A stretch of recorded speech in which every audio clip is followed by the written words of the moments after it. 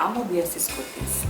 Nah, penyakit ini kita ketahui merupakan penyakit akibat parasit Entamoeba histolytica. Yang paling banyak terjadi yaitu mengenai pada daerah tropis dan subtropis dan juga pada daerah negara berkembang. Dari definisi, amoebiasis merupakan suatu infeksi parasit Entamoeba histolytica pada manusia. Dapat terjadi secara akut maupun kronik. Entamoeba histolytica tersebar di seluruh dunia, endemik terutama terjadi di daerah dengan sosioekonomi rendah dan sanitasi lingkungan yang kurang baik.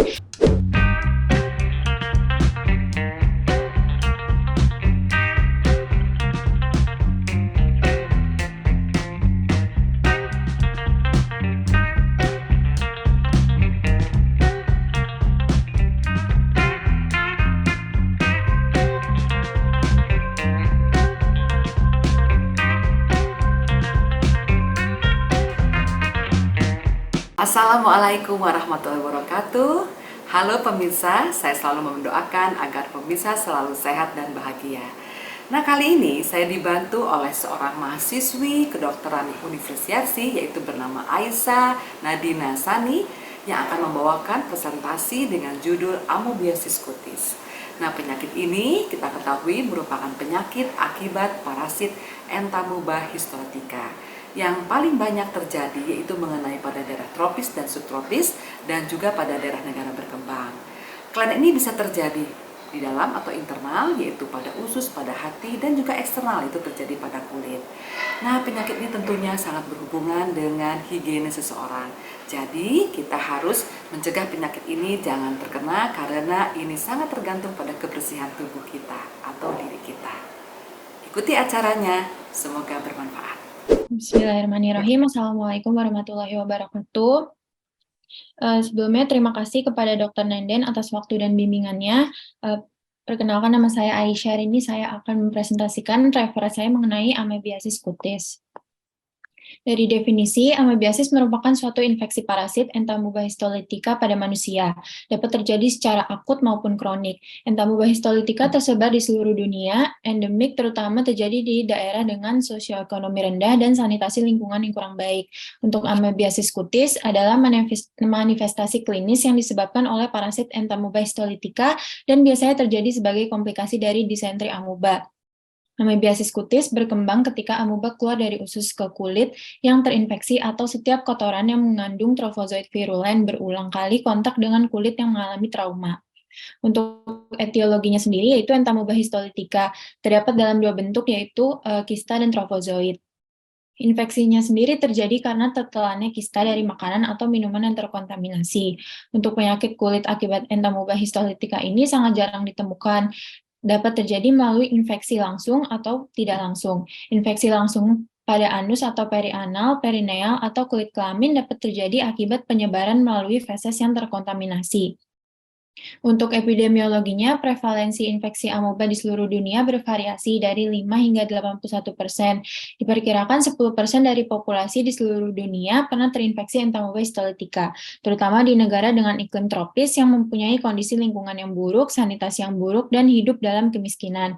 Menurut penelitian, amoebiasis juga terjadi di Amerika Serikat dengan prevalensi 1 hingga 4%, dan terutama terjadi pada anak dengan retardasi mental, laki-laki homoseksual, imigran terutama Meksiko, dan yang telah berpergian dari daerah endemik.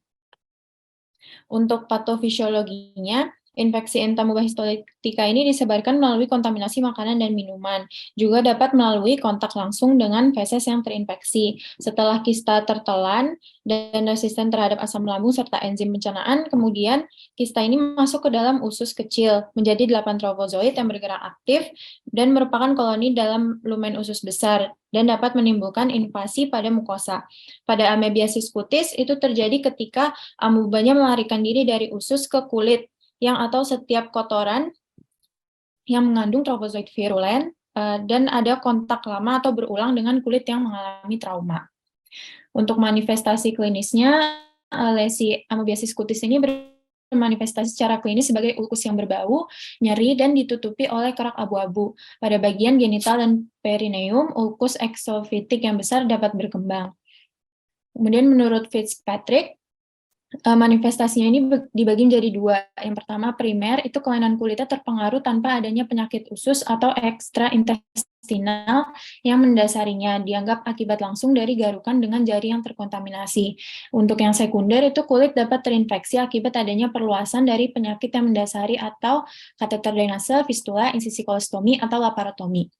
Trofozoita juga dapat menyebar melalui tinja yang terkontaminasi ke kulit anogenital. Ini contoh gambarnya.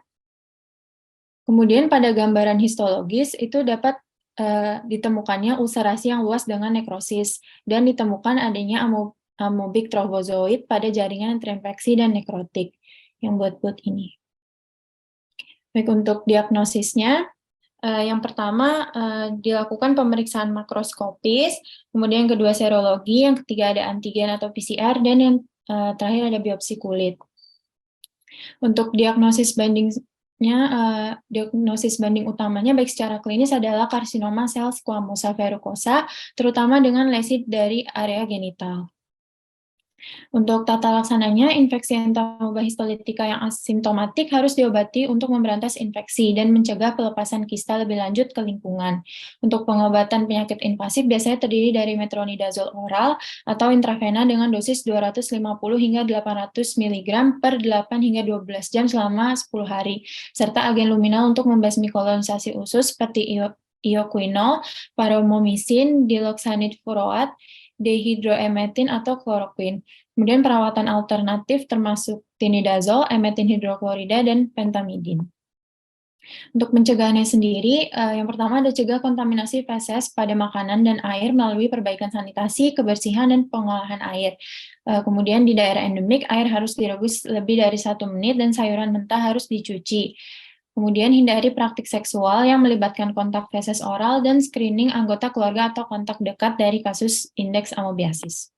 Untuk prognosisnya sendiri, tanpa diagnosis dan pengobatan yang cepat, prognosis amoebiasis kutis buruk. Dalam kasus yang jarang terjadi, bahkan amoebiasis kulit primer memiliki hasil yang fatal. Baik, ini daftar pustakanya. Sekian presentasi dari saya. Terima kasih. Assalamualaikum warahmatullahi wabarakatuh. Nah, demikian tadi penjelasan dari Aisyah tentang amoebiasis kutis. Semoga bermanfaat. Jadi jangan lupa selalu mencuci tangan apabila kita memegang yang kotor atau mencuci tangan sebelum kita makan.